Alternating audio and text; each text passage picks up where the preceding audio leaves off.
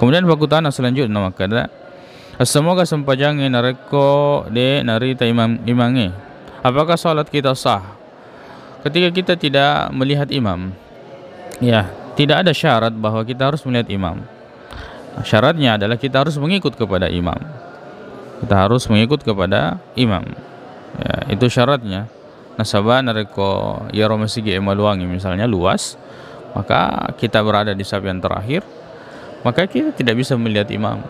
Ya, dan ini bisa kita saksikan di banyak masjid ya, baik disiarkan ataupun mungkin CDW atau masjid besar, itu kita tidak melihat ya imam, tapi kita harus wajib mengikuti imam. Bagaimana cara mengikuti imam? Ya, kita mengikuti melalui makmum yang paling depan, itu kan saling mendengarkan dan saling mengikuti.